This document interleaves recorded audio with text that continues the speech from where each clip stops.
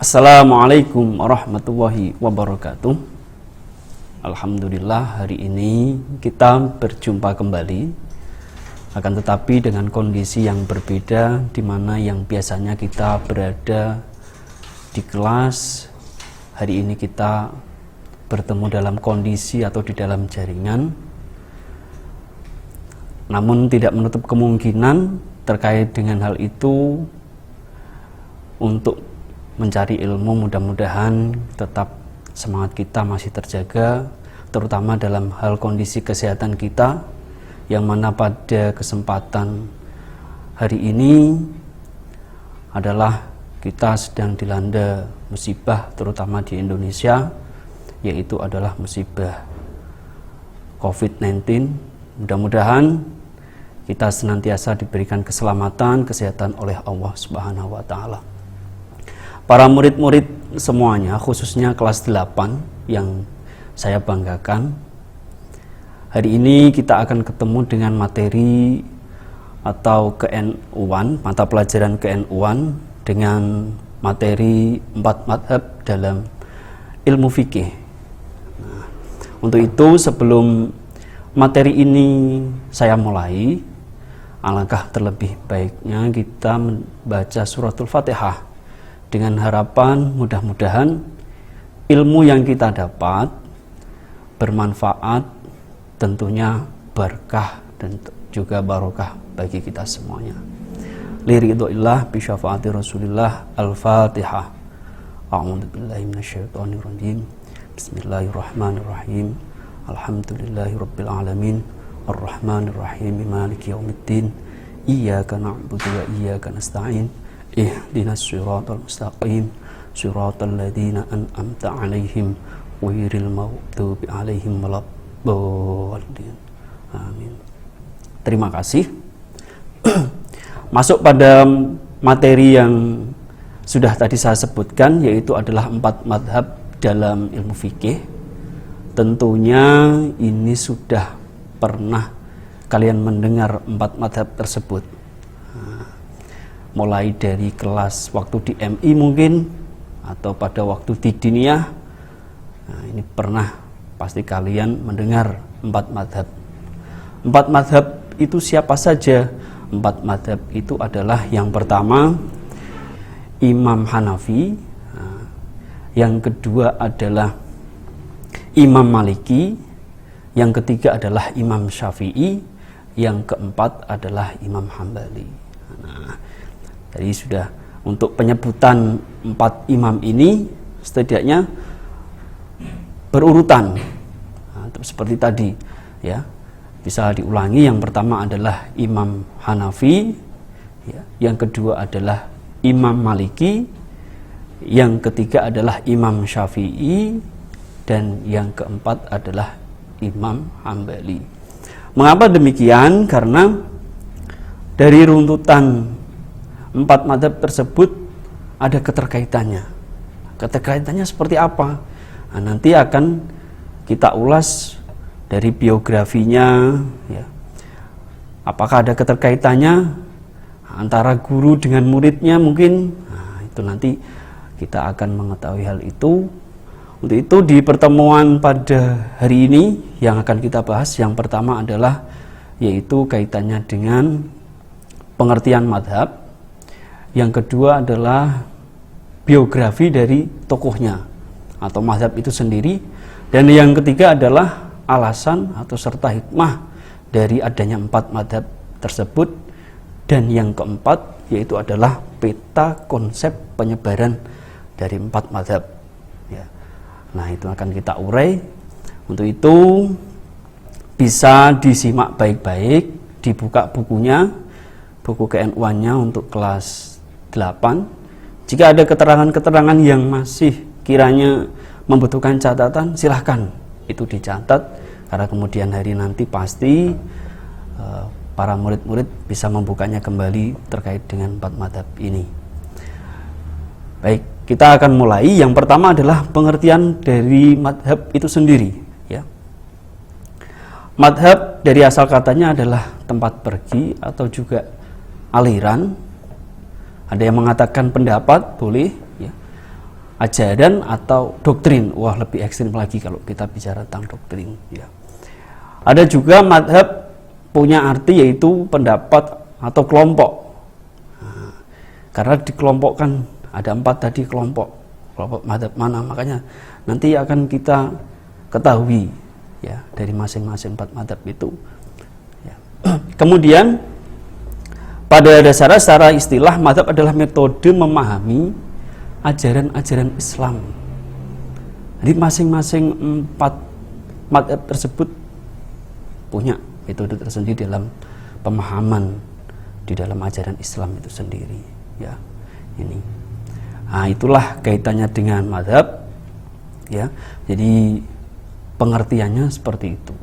Lantas kemudian kita masuk pada biografi dan tokohnya. Tadi sudah saya sebutkan biografinya dari urutan masing-masing. Yang pertama adalah yaitu Imam Hanafi. Ya, Imam Hanafi. Dinamakan Hanafi karena pendirinya itu adalah Imam Abu Hanifah An-Nu'man bin Sabit. Lebih populernya kalau dulu biasa orang menyebutnya adalah Nu'man. Nah, lahirnya adalah di tahun 80 Hijriah di Kufah dan wafat pada 150 Hijriah. Madhab ini dikenal sebagai madhab ahli qiyas, yaitu akal, lebih kepada penggunaan akal. Karena ya di Irak begitu orang menerima sedikit ya hadis ini, maka sehingga beliau mempergunakan qiyas biar supaya mampu diterima oleh khalayak masyarakat pada zaman dahulu ketika itu. Beliau termasuk ulama yang cerdas, pengasih, ya, juga fasih dalam membaca Al-Quran. Mendapat gelar yang namanya Al-A'dham, yaitu adalah imam yang agung. Nah, ini pernah suatu ketika ada anak kecil yang kemudian dilihat oleh Nu'man. Nah, Nu'man itu siapa? Nu'man itu adalah Imam Hanafi, ya. Waktu itu ketemu dengan anak kecil, si beliau Imam Hanafi tadi melihat bahwa anak kecil itu memakai sandalnya itu apa? Berupa dari kayu. Nah, selanjutnya si Imam Hanafi tadi atau Nu'man tadi mengingatkan pada anak kecil tersebut, "Hei engkau anak kecil, hati-hatilah karena kau telah memakai sandal yang berbahan dari kayu. Khawatirnya apa kalau terpeleset?" Itu. Lantas kemudian anak kecil tadi melihat si Nu'man tadi, "Engkau bukannya Nu'man." Nah, ini yang orang biasa mengenal dengan sebutan Al-A'dham, imam yang agung itu tadi. Nah, jawabnya si Nu'man, ya itu masyarakat yang memberikan gelar tersebut. Lantas si anak kecil tadi bicara kepada Nu'man, ya, engkau yang harusnya hati-hati. Kalau seandainya saya itu terpeleset ya, gara-gara sandal saya, yang celaka itu adalah diri saya sendiri. Tapi jika seandainya engkau, karena gelarmu itu adalah Al-A'dham, engkau terpeleset, maka bukan hanya dirimu lah yang bahaya, tetapi juga masyarakat lain atau orang-orang sekitar pun ikut merasakannya. Subhanallah, dari hal ini maka kemudian si Nu'man tadi akhirnya tersungkur, menangis. Nasihat itu keluar bukan dari orang dewasa, tetapi dari anak kecil. Ya. Si Nu'man berterima kasih sekali pada anak kecil tersebut. "Terima kasih, engkau telah mengingatkanku tentang hal ini." Nah, inilah kaitannya dengan si Nu'man tadi atau biasa disebut dengan Imam Hanafi. Pada masa pemerintahan Abu Ja'far Al-Mansur, beliau juga pernah diminta untuk menjadi hakim, tetapi beliau menolak. Karena apa? Beliau lebih memilih hidup berdagang. Tidak hanya pada masa Abu Hasan Al-Mansur saja, tapi pada masa Bani Umayyah, ya, Yang terakhir juga beliau juga menolak. Kemudian mazhab ini berkembang karena menjadi mazhab pemerintah pada saat Khalifah Harun ar-Rasyid. Sepeninggal beliau, ajaran dan ilmunya tetap tersebar luas, ya. Dan murid-muridnya pun cukup banyak, diantaranya adalah Abu Yusuf, ya kan? Abdullah bin Mubarak, terus ada Waqi bin Jarrah. Nah, itu termasuk dari murid-murid beliau. Nah, sedangkan karyanya, ya, yang ditulis dalam kitab yaitulah adalah Al-Muswan, ya, Al-Makharij, dan Fiqh Akbar. Nah, itulah biografi tentang Imam Hanafi. Sekarang yang kedua yaitu adalah Imam Maliki. Sambil melihat juga membedakan dari tahun ke tahun. Makanya tadi saya meminta untuk ketika kalian menyebutkan 4 mazhab ini berurutan, mulai dari Hanafi, ya, Imam Hanafi, Imam Maliki, Imam Syafi'i, dan Imam Hambali. Pendirinya adalah Imam Malik bin Anas al-Hashbi. Ya. Ia dilahirkan di Madinah pada tahun 93 Hijriah dan wafat pada tahun 179 Hijriah. Mazhab ini lahir di Madinah, kemudian berkembang ke seluruh negara, yaitu khususnya di Maroko. Beliau sangat hormat dan takdim, cinta kepada Rasulullah. Makanya ketika beliau datang ke Madinah, ya kan, naik unta. Nah, ini yang perlu kita tiru dari Imam Maliki, yaitu apa? Beliau tidak mau untuk menaiki unta tersebut, ya. Beliau turun untuk apa? Untuk menghormati, ya, kepada makam Rasulullah. Ini hal-hal yang seperti inilah yang tentunya perlu kita tiru, perlu kita anut, ya. Anak-anak zaman sekarang, ketika ada orang tua yang sedang duduk, anak-anak lewat, entah itu menaiki sepeda. Kalau orang anak zaman dahulu, nah ini bicara sejarah, masa-masa lampau, itu seringkali dia turun dari sepeda. Nah, ini. Karena apa? Menghormati orang tua tadi. Hal-hal ini memang sepele, tetapi ketika kita bicara penghormatan, ya ini adalah hal yang luar biasa. Gitu. Pada mulanya, ya, beliau belajar di Ribiyah. Ya. Belajar dari Ribiyah, seorang ulama yang sangat terkenal pada waktu itu. Di samping itu, ia mempelajari ilmu fikih dari para sahabat, ya. Sehingga karena ketekunannya dan kecerdasannya, Imam Malik akhirnya tumbuh menjadi seorang ulama terkemuka.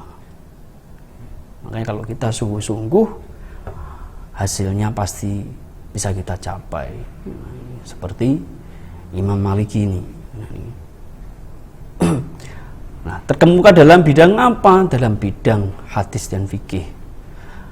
Setelah mencapai tingkat yang paling tinggi dalam bidang itulah Imam Malik akhirnya baru mulai mengajar, karena beliau merasa memiliki tanggung jawab untuk berbagi atau untuk membagi ilmunya kepada siapa? Kepada orang lain.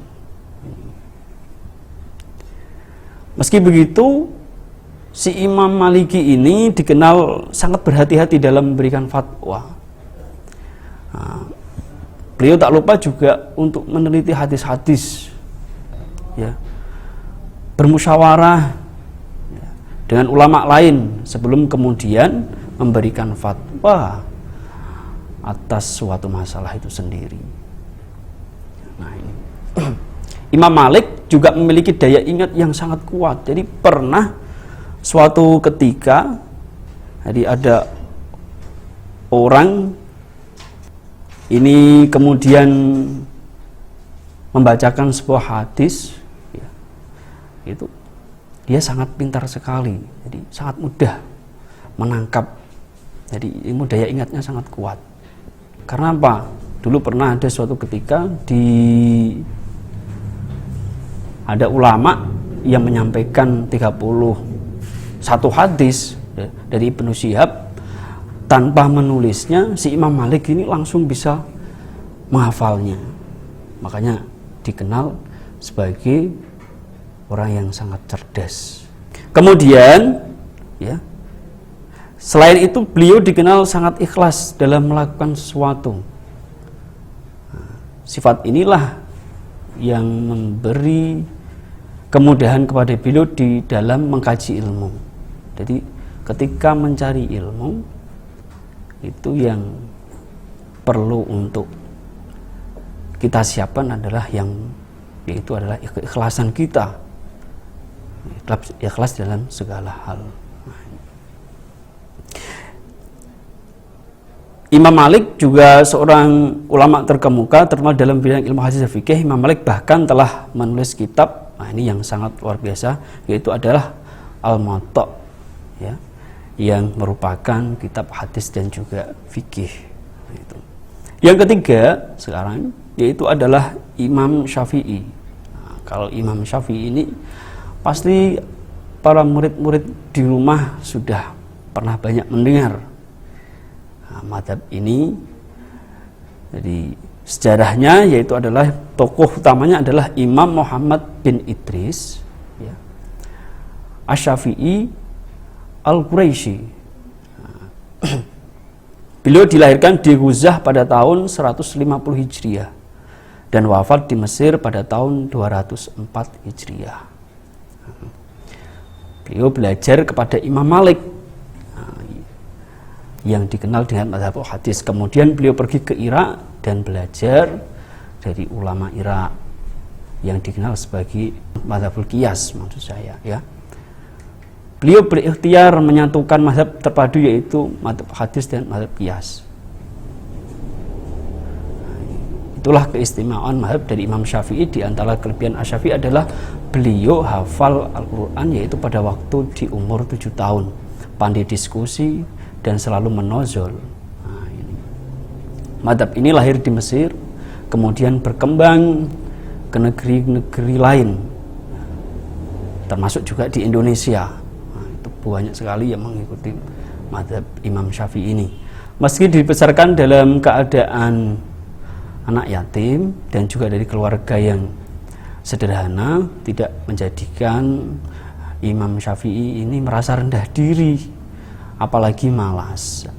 Sebaliknya juga beliau sangat giat dalam belajar, yaitu adalah fikih dan hadis dari ulama yang berada di Mekah. Pada usianya yang masih kecil, selain beliau sudah hafal Al-Quran, yaitu di usia yang ke-20 beliau sudah meninggalkan Mekah, belajar ilmu fikih dari Imam Malik dan merasa masih kurang pengetahuannya, kemudian belajar atau pergi ke Irak untuk mempelajari yaitu ilmu fikih, yaitu dari Imam Hanafi yang masih ada, dari murid Imam Hanafi yang masih ada.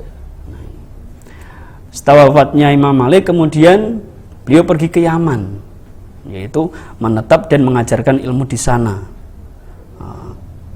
Nah, ini juga pernah diundang oleh Khalifah Harun Ar-Rasyid untuk menemui beliau, untuk menemui Khalifah Harun Ar-Rasyid. Si Imam Syafi'i akhirnya berkehendak untuk bertemu, dan kemudian sejak saat itulah Imam Syafi'i ini mulai dikenal di seluruh kalangan masyarakat. Kitab-kitabnya yaitu dari beliau adalah kitab Al-Amali Al-Kubro, kitab Risalah, Usul Fikih. Ini usul fikih yang beliau Imam Syafi'i mempelopori penulisan tersebut ya.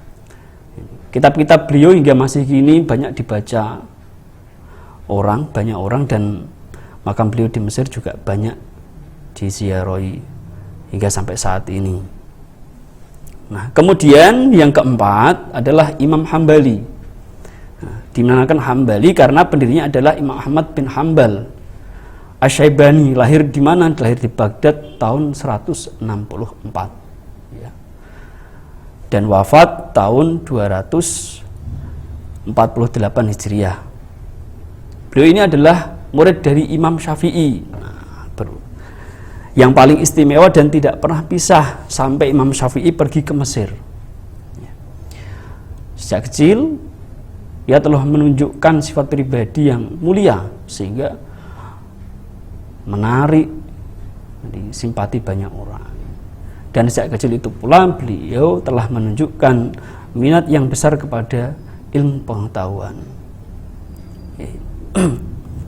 Untuk memperdalam ilmu, beliau pergi ke Basrah. Di sanalah ia kemudian bertemu dengan Imam Syafi'i pada waktu itu.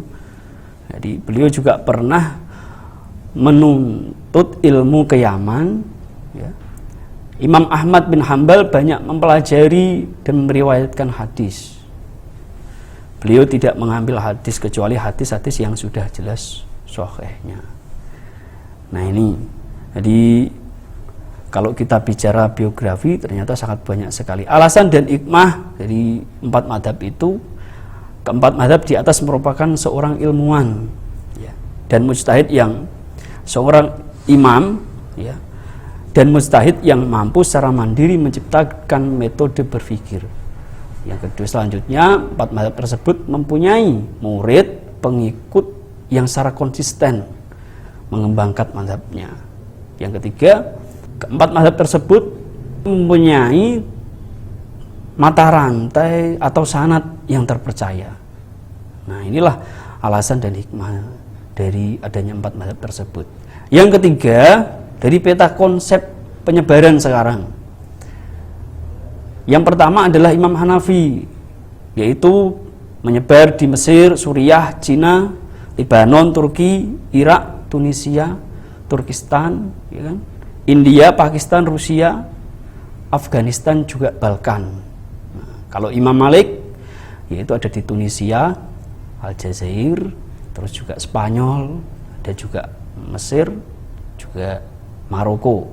Nah, kalau Imam Syafi'i, jelas ada di Mesir, yang pertama ada di Suriah, juga ada di Yaman, ada di Indonesia, ada di Malaysia, Mekah juga ada, ya kan? Arab Selatan, Bahrain, bahkan juga di Afrika Timur, juga di Asia Tenggara. Kalau Imam Hambali, kalau Imam Hambali mayoritas ya di Arab Saudi. Nah, saya kira itu dari penjelasan tentang biografi, juga alasan dari hikmahnya, peta konsep penyebarannya. Lain waktu kita akan berjumpa kembali, tentunya dengan kondisi yang berbeda. Mudah-mudahan kondisi yang seperti ini akan segera teratasi. Kiranya itu, apabila ada hal yang masih kurang jelas, mungkin bisa nanti kita diskusikan di lain waktu. Akhirul kalam, wallahul muwaffiq ila aqwamit thoriq. Assalamualaikum warahmatullahi wabarakatuh.